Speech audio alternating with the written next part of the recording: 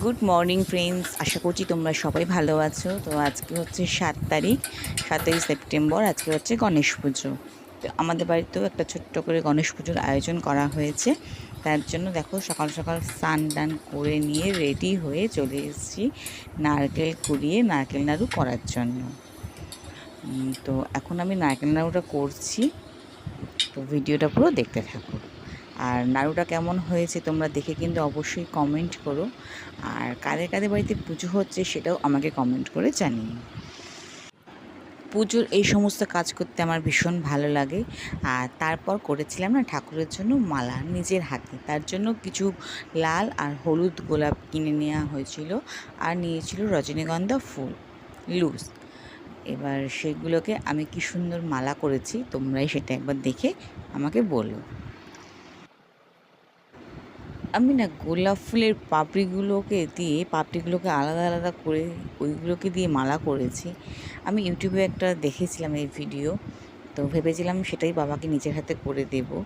তার জন্যই বসেছি আজকে, দেখা যাক মালাটা কেমন হয়। তো দেখো আমার মালা মোটামুটি হয়ে এসছে। তোমরা বলো তো কেমন লাগছে মালাটা।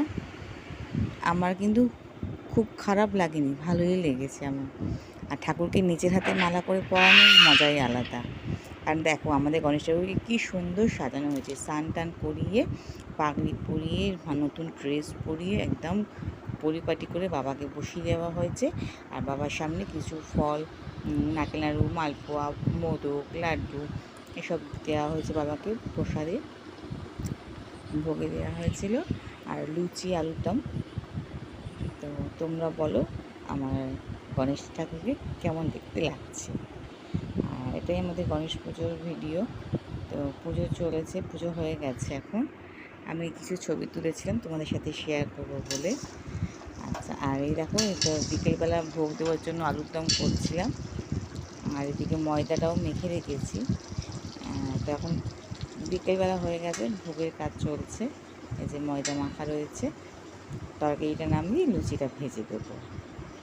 আমি না আর একটা মোদক করেছি, সেটা হচ্ছে এটা না বেসনের। এটা আমি ইউটিউবে দেখেছিলাম, এটা প্রথমবার ট্রাই করলাম। মা এক ধরনের মোদক সকালবেলা করে দুপুরবেলা করে দিয়েছিল, ওই যে সাদাটা দেখতেই পাচ্ছ, সাদা রঙের। আর আমি করেছিলাম এইটা বেসনের। তো তোমাদেরকে তো খাওয়াতে পারছি না, তোমরা খালি দেখেই বলো কেমন হয়েছে। খেতেও কিন্তু খারাপ হয়নি, ঠিক আছে। প্রথমবার নিজের হাতে বানিয়েছি, ভালোই হয়েছে। তো ভিডিওটা দেখতে থাকো। আর ঠাকুরকে সন্ধেবেলা দেখো এই 2 ধরনের মোদকই সাজিয়ে দেওয়া হয়েছিল ভোগে, আর সাথে দিয়েছিলাম লুচি আর আলুর দম। আর সন্ধেবেলা আমি একটা সেলফি তুলেছিলাম, একদম সময় পাচ্ছিলাম না। আর দেখো মা সন্ধেবেলায় সন্ধে দিয়েছিল, একটু ধুনো দিয়েছিল, ধুনোটা দিয়ে আর বাইরে রেখে গেছিলো। আবার কিছুক্ষণ পরে বলছে না না ডাইনিং টেবিলের নিচে দিয়ে দাও, নইলে ওখানে অনেক মশা থাকে। তো আমি দিয়ে দিলাম, দিয়ে একটু চা করেছিলাম, 2 চা আর লুচি আর একটা আলু নিয়ে ওটাই টিফিন করছিলাম সন্ধেবেলা। তারপর আমাদের আশেপাশে ফ্ল্যাটে একটু প্রসাদ দিয়ে আসলাম, তাদের থালাগুলো সাজিয়ে নিচ্ছিলাম তাদেরকে দিয়ে আসবো বলে। আর ওদেরকে দিয়ে এসে এবার আমি কিন্তু ফল প্রসাদ খেয়েছি একদম সন্ধেবেলা, প্রায় 7:30-8টা বেজে গেছে আমার এগুলো প্রসাদগুলো খেতে। তো বলো ভিডিওটা কেমন লাগলো, তোমরা আমাকে অবশ্যই কমেন্ট করে জানিও। আর মোদকটা কিন্তু ভালোই হয়েছিল, মা বানিয়েছিল। আমি মোদকটা খাচ্ছি আর বলছি দেখো মা কী সুন্দর হয়েছে মোদকটা। তো ভিডিওটা পুরো দেখো, লাইক করো, সাবস্ক্রাইব করো, একটু শেয়ার করো বন্ধুদের সাথে, আমাকে একটু সাপোর্ট করো।